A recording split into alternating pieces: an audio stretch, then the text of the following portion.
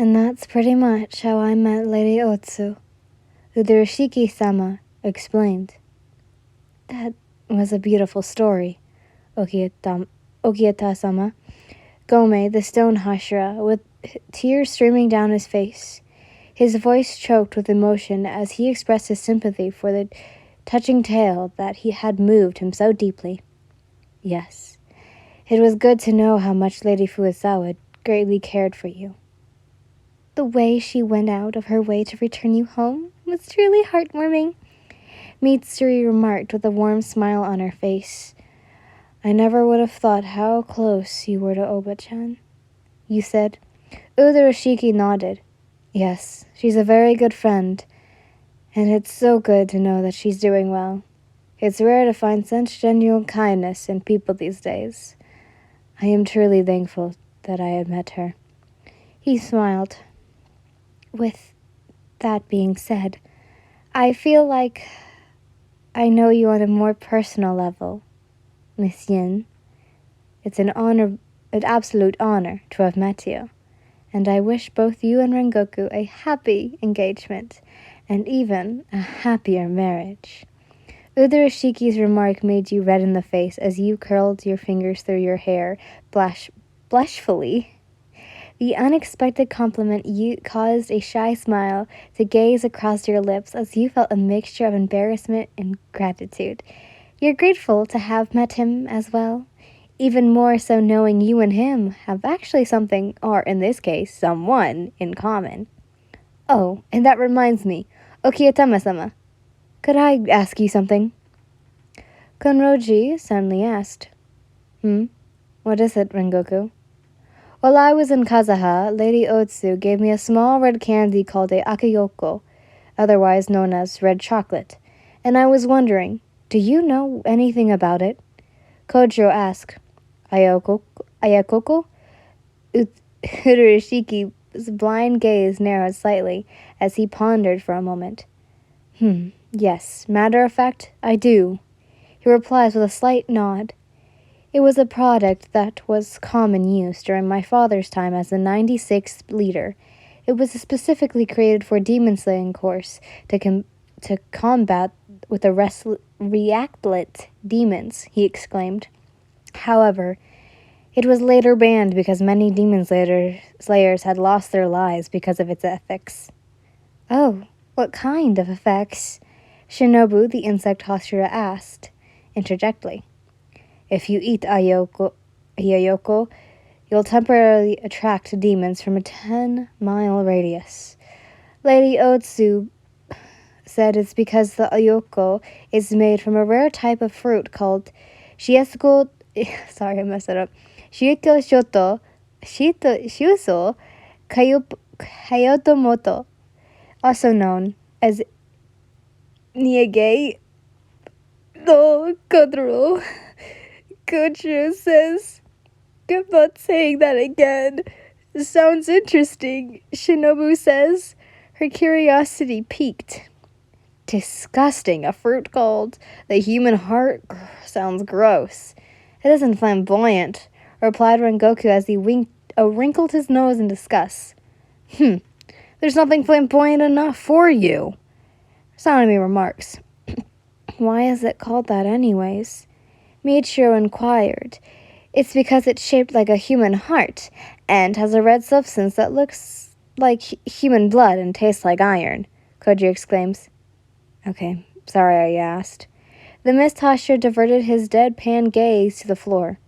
What an unfortunate day they were having. What an unfortunate day they were having, he inwardly thought to himself. Disgusting, Uzui says, sticking out his tongue in disgust. Actually, it's pretty sweet. Like, some sort of red jam. But it does leave behind an aftertaste that tastes like iron, which is why it's called that, Kojiro tells. Again, disgusting. I don't know how many of those stories is true of the Shukiyata Yukonomo came to be, but according to the legend, a demon slayer killed a demon near a fruit tree, and the tree was absorbed the demon's blood through its roots. Udurashiki exclaims, "Wait, so you're saying the tree got turned into a demon?" Kojiro asked interjectly, his eyes wide in disbelief. Though it's a concept that defies all logic and reason, yet there was a strange factual of the idea of the tree becoming a demon. Not actually. Plants orientate in a completely unique way compared to animals and humans. Since their cells are different from ours, though, that would be quite interesting. Udurashiki said with a light chuckle. So what happened to the tree if it didn't turn into a demon? It slowly withered away over time, of course, but it's said that though cultivates, the tree had managed to spread its seeds. However, it's unknown if any still exist. Then how come demons are attracted to it? Michiru asked. It's unknown, though some skepticals that the fruit emits a unique sense that only demons can detect. It's sort of familiar to how Venus flytraps attract flies. Thus, if a demon comes in contact with the fruit, they will slowly lose all reason. Their mind become clouded, their thoughts jumbled, and their actions erratic. It is as if they incense the fruit seeds into their being, corrupting in one's rational thoughts and turning them into mindless slaves to their desire and impulse. They become consumed by hunger that cannot be satisfied. Udurashiki exclaims, "Oh wow, I never would have thought that the Shigegoto Yotomoku," I'm saying this wrong every time, I think, Damayo had such power over demons," Kojiro said. "Yes, however, there is an expense, since it only seems to affect not only demons who are simple-minded." The blind man said, "Oh, well, that would explain why Kojiro was only able to attract lower-class demons after consuming Akiyoko instead of any who were either upper or lower moon demons. Apparently, Shieketsu Kotodoma had a strong effect on weaker demons, making them more sustained to its effects. It's supposed that higher-ranked demons are more receptants." What a waste, a candy that only works on dumbass demons. Lame. Sanmi remarked. "It sounds somewhat familiar to Jimiru," Mitsuri says. The Jimiru? What's that? A girl questions. "It's a strange tree which bears flowers that looks like human heads. The heads don't speak, but they smile and laugh. In the autumn it grows face-shaped fruit which tastes both sweet and sour," she exclaims. "What the hell?" Uzui cringed. "Don't worry, Uzui-san. The Jimmu doesn't exist. It's only a myth," Mitsuri reassures. "And the Katsuyo Kotomo is said to grow near volcanoes every 100 years, Koji replied. 100 years? My, that's quite a long time, Shinobu says. You know, Ayokoko sounds familiar to Shinagawa-kun's blood effect. Mitsuri teased, causing the wind pillar to tisk under his breath. Well, it's no wonder why it's banned, a candy that makes you attract hordes of demons from nearby basically spells instant death. I don't think I'd last against a horde of them. Fighting against 1 to 3 demons is quite enough. Thank you. Uzui groans in displeasure. Ooh. Wuss. A horde of demons is nothing. I could easily shred them like paper. Sanmi boosts. Miss Yun, Urashiki-sama suddenly said your name, making you perk and immediately glance at him. Sir? Rengoku tells us that you have a special gift. Would you care to show us? He asks kindly. His voice was warm and inviting. You were hesitant at first, but quite sure whether or not you are ready to reveal your so-called special gift to everyone.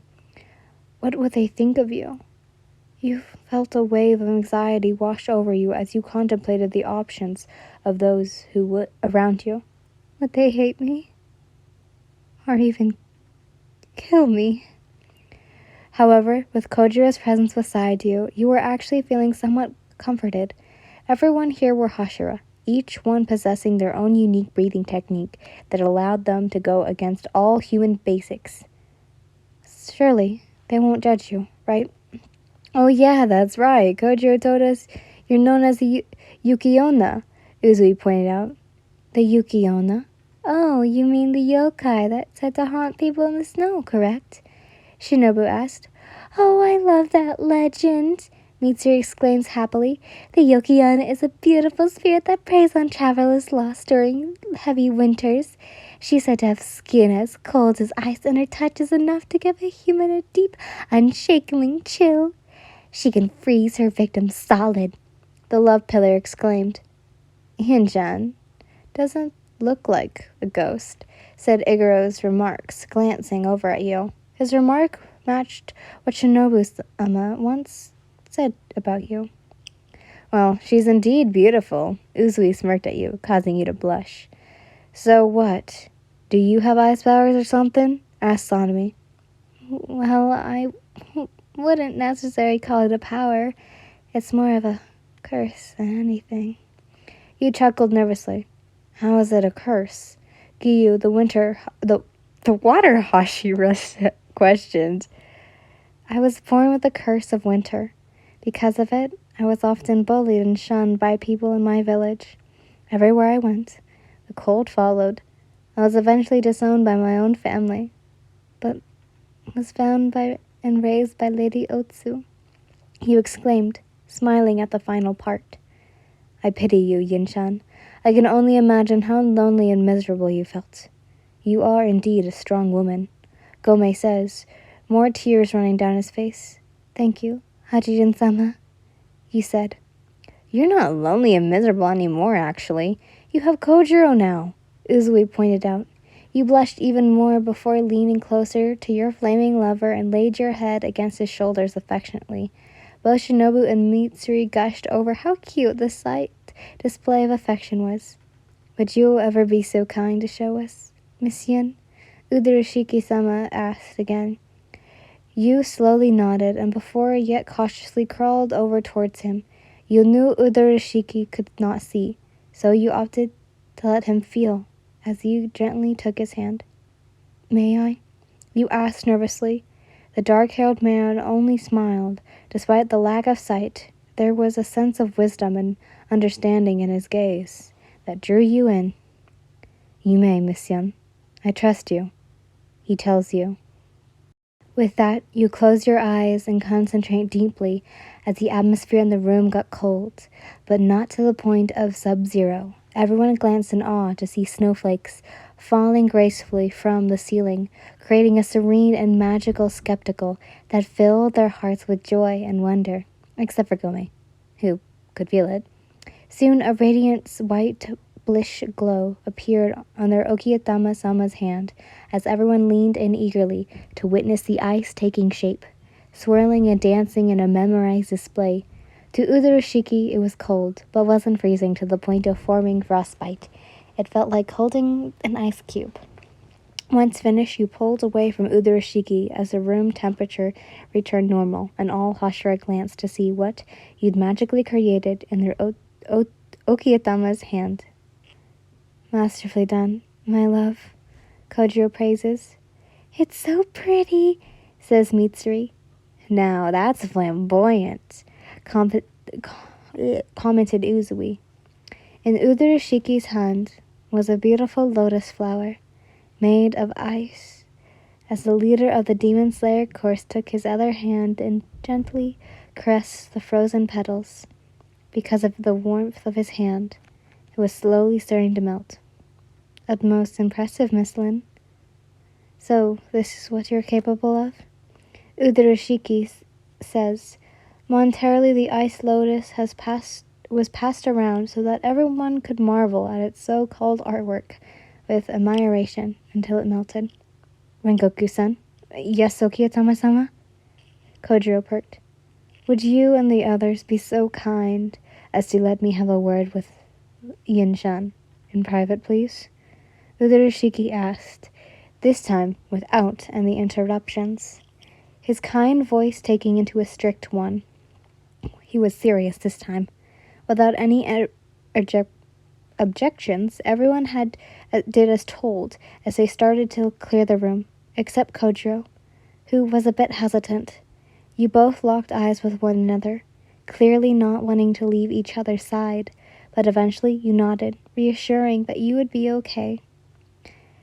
Breathing out a sigh, Kojiro took his leave and closed the soji doors behind him, leaving you alone in the room with Kayaka-sama. Now that we are alone, Miss Yin, I would like to propose a proposition.